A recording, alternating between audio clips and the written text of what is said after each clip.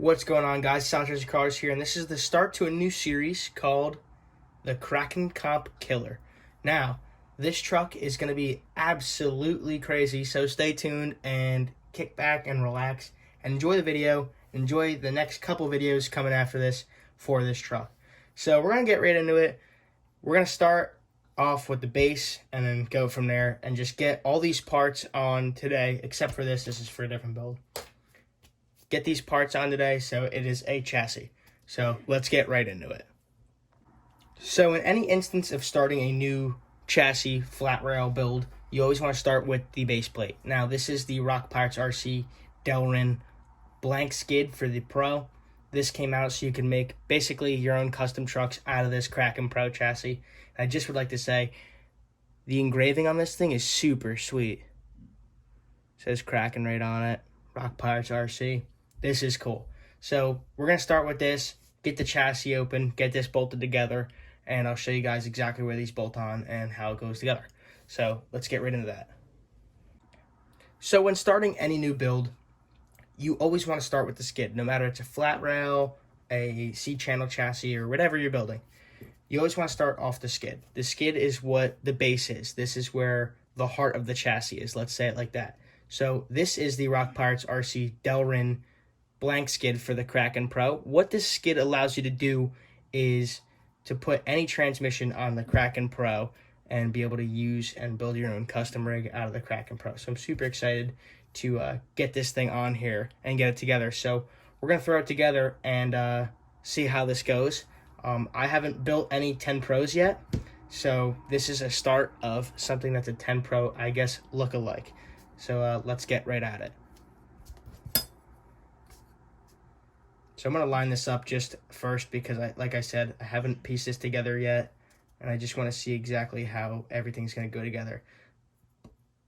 So your bolt is actually going to go in the first hole right here. So I'm going to go with black hardware for now because I still have to get another screw kit. But these are pre-threaded, these skids. So you don't want to over-tighten these because, like I said, this is plastic. But that's all you're going to do, and you're going to do that 4 times on each of the farthest corners on the bottom of the chassis and put it together just like so. So we'll skip to that and get this thing together, and yeah. And boom, she's all together. So one thing I do want to tell you guys is that you don't want to use too long of a screw on these corners because it won't go all the way through. There's no hole on the back side. It's actually a little small taper there, so you're going to want to use a smaller screw than you would think. But there she is. She is together. So we're going to do the cross braces here next. And last, I think we'll do the sliders I have here. I'm not sure if these sliders are going to work because the body is a little thinner than I thought it was going to be. So we might actually either have to make our own or we'll see. But we'll test fit it. We'll put these on anyway and we'll see. These are ones I already had. I didn't order these or anything like that recently. But yeah, so that'll be the last thing. But we're going to put in these chassis braces.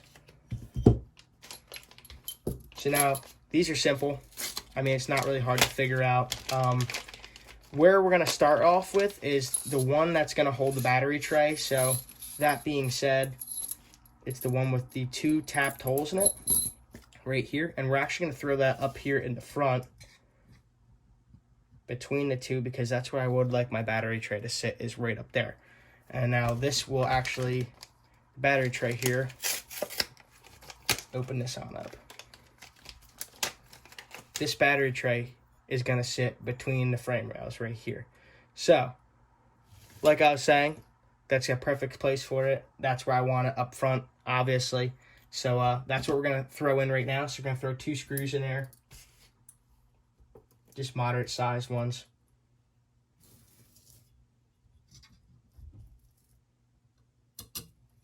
And like I said, I'm using these steel screws at the moment until I get some stainless hardware. It's honestly growing on me though because the chassis is black and I kind of want it to fit in with the overall vibe of this thing. Murdered out, real sleek looking. So we're actually gonna have to use smaller screws here. These are only tapped a little bit less than I thought they would be depth wise. So we'll put a small screw there. We'll see if one of these ones will fit in there.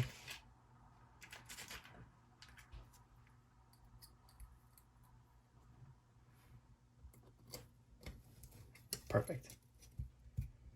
Now, like I said, the battery tray is going to go on here next, so that'll be the next step after these cross members.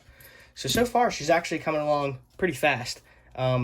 Building these things isn't so hard. You just got to use your brain.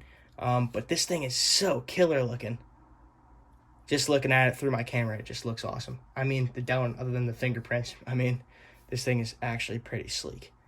So yeah, so we're going to get the rest of the cross members in of where I want to put them of choice. They might move around when the build is progressing, but for now, I'm going to put them where I like them. So let's get right to that.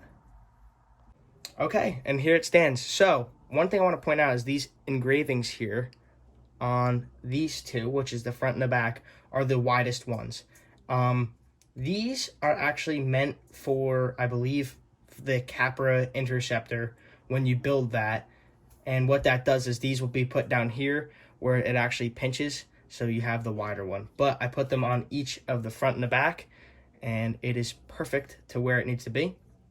So I put the one right here in between the chassis for the battery, the other one right here, because I know that's where my shocks are going to go. They're going to go somewhere around there, so it might move over. Who knows?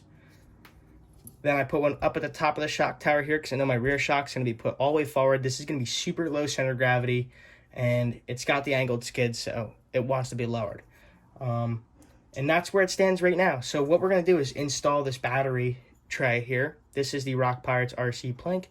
Now, what this is the shorty version. I have the long version on a different truck, and I wanted to go with something that's going to fit in between the front rails because I'm going to be using a small battery. So to put this on, you're just going to do one bolt, put that right in there, and then just slide it on in to where the other one is. Gotta move my finger around there. Now, I should use Loctite, but yet again, it is a battery tray. So this isn't really going to be doing a whole lot of component moving and whatnot.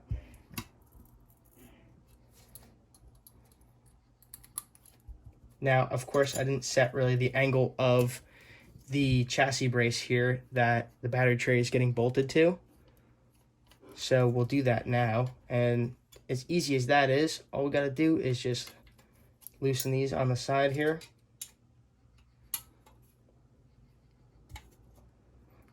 Rotate this bad Larry up there and just tighten it up. Okay, so this is what you're going to end up with. It's all adjusted now. Had to cut the video there because I got a little technical along the way. But super easy install. I mean, this battery tray is probably the most basic battery tray you could even get for an RC crawler. It just bolts onto a brace and it goes between the frame rails. It's nothing crazy. It doesn't have to bolt up any fancy way or nothing like that. So this is super nice that you could just bolt this right in. And I've fallen in love with it already. The look with the black battery tray, the black skid, and the black chassis. So this thing, the skeleton is done. So part one is officially over. So thank you guys so much for watching.